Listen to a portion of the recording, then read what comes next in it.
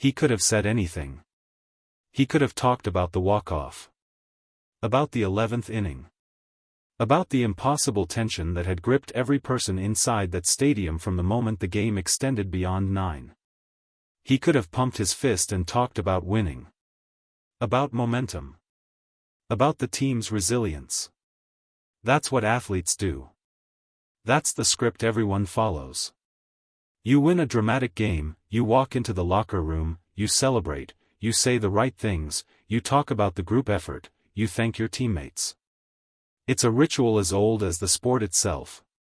But Shohei Ohtani didn't follow the script. He never does.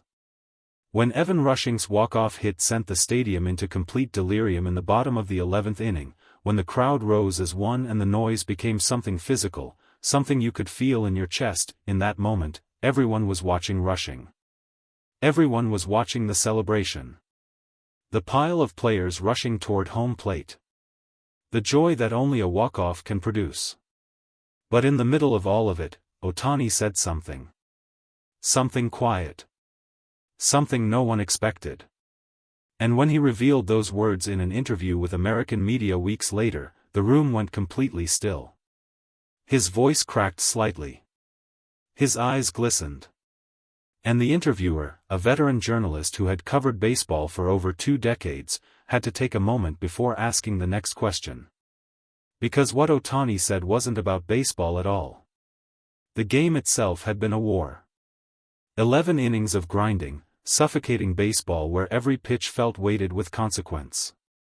The Dodgers had taken an early lead, lost it, reclaimed it, and then watched it disappear again in the 8th inning when a solo shot off the right field foul pole tied the game at 3. The stadium had exhaled collectively. Then inhaled again. And stayed that way. Tense. Waiting. For 11 innings, the game breathed like a living thing, contracting and expanding with every pitch. Ohtani had gone 1 for 4 through regulation. His one hit a hard single up the middle in the 4th that had driven in the Dodgers' first run. But in extra innings, the game had moved past him in some ways. Past to the bullpen. To the bench players. To the younger arms trying to hold a scoreless line. He'd walked in the 10th. Been stranded at 2nd. And then, in the 11th, with the Dodgers' bullpen having done everything asked of them, with the stadium so quiet between pitches that you could hear individual conversations in the upper deck, Evan Rushing stepped to the plate. Rushing wasn't the name anyone had circled before the game. He wasn't the headline. He was the kind of player who exists in the background of great teams, valuable, dependable, doing his job without demanding the spotlight. He'd been called up earlier in the season, still finding his footing in the major leagues, still learning the difference between surviving at this level and belonging here. But in the 11th inning, with 2 outs and a runner on 2nd, he got a pitch he could handle. A slider that hung just enough. And he hit it. Not perfectly. Not with the kind of authoritative contact that generates highlight reels. He hit it into the gap in right center. Clean. Decisive.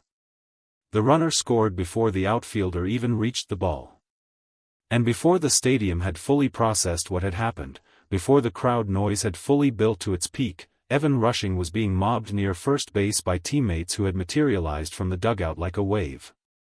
And somewhere in the middle of that chaos, before the pile fully formed, before the cameras found him, Shohei Ohtani was already moving. Not toward the celebration at first. Toward the dugout. Toward something only he could see. Weeks later, sitting across from an interviewer in a quiet room somewhere in Los Angeles, Ohtani was asked about that game. About that night. About what it felt like to watch a teammate deliver a walk-off in the 11th inning after everything the team had been through. Ippei Mizuhara, his interpreter, sat slightly to his left. The room was simple. No stadium noise. No crowd.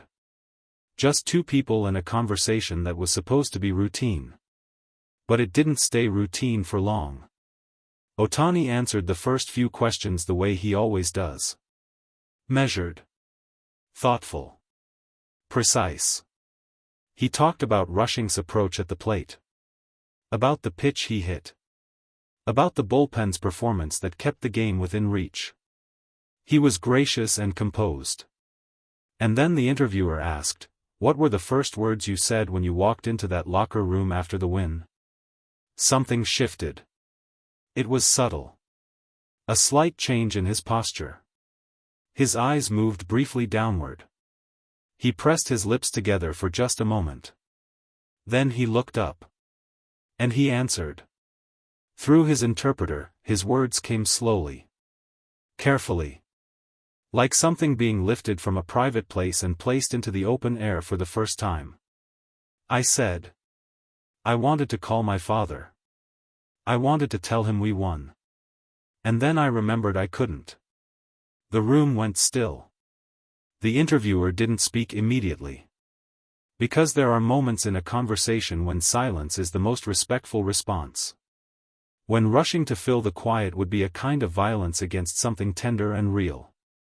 Ohtani's father, Toru Ohtani, had been one of the most important figures in his life and career.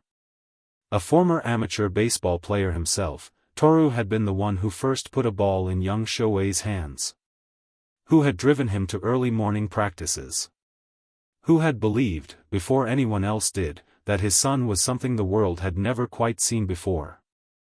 The relationship between them had been quiet and understated in the way that deep things often are. Not showy. Not performed for cameras. But foundational. The kind of presence that shapes everything without announcing itself. And Ohtani, sitting in that interview room in Los Angeles, thousands of miles from where he grew up, admitted that in the most electric moment of that baseball night, his first instinct wasn't to celebrate. It was to reach for his phone. To call his father. To share it with him the way he always had. And then the weight of what he couldn't do settled over him like weather.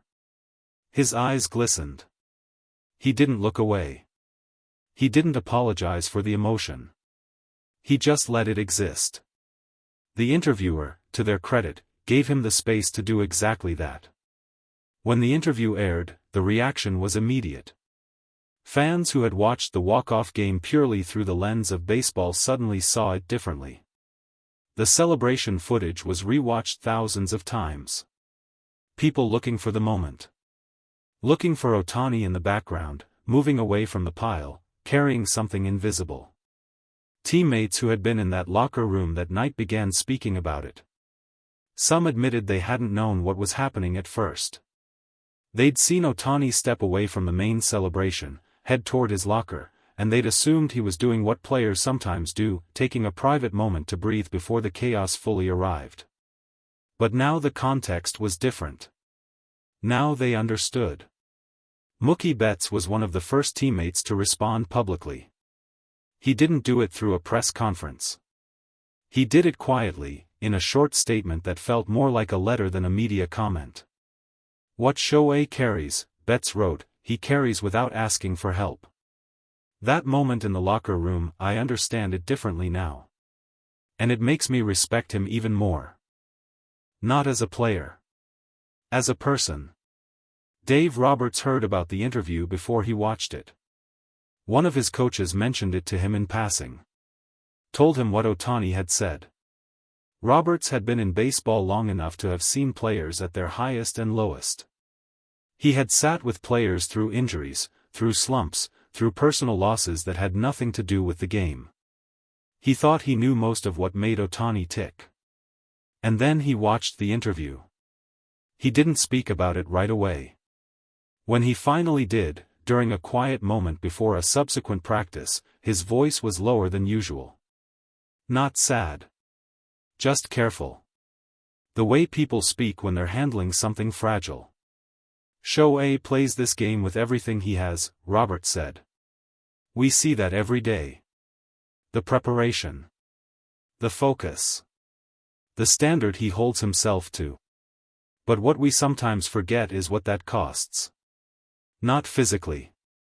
Personally. He's far from home. He's far from everyone who made him who he is. And he carries that. Every single game. Every single day. Roberts paused. Looked out toward the field. When I heard what he said in that locker room, I thought about every walk-off I've ever been part of. All I wanted to do was share them with the people who mattered most. Shohei felt that. He felt it as strongly as anyone ever has. And he had to sit with it in a way most of us will never understand.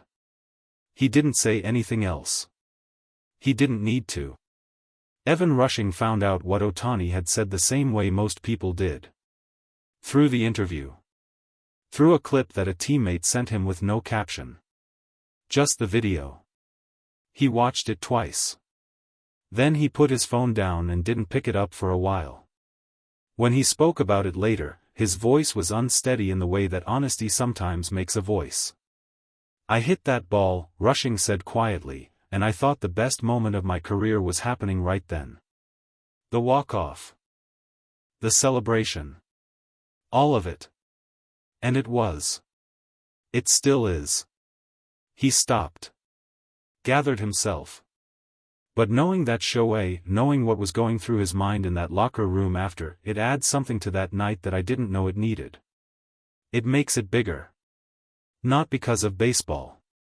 Because of what it meant to him beyond baseball. He was thinking about his dad. In the middle of all of that, he was thinking about his dad. Rushing shook his head slightly. I'll never forget that hit. But I think I'll remember his words even longer. The interview didn't change what had happened on the field that night. The walk-off was still the walk-off. The win was still the win. The baseball remained exactly what it was. But Ohtani's words reframed the entire evening. Reminded everyone watching that behind the statistics and the spectacle and the superhuman ability, there is a person. A son. Someone who learned to love this game in a specific place, with specific people, under specific skies that are very far from Los Angeles. And every time something extraordinary happens on a baseball field, his first instinct is still the same one it has always been. To turn to the people who were there at the beginning. To share it with them the way you share something precious. Except now, sometimes, he has to do it differently. In his own way. In the quiet of a locker room while his teammates celebrate around him. And in those moments, Shohei Ohtani is not the greatest baseball player on the planet. He is simply a son, holding a memory, wishing he could make one more call. That is what he said in that locker room.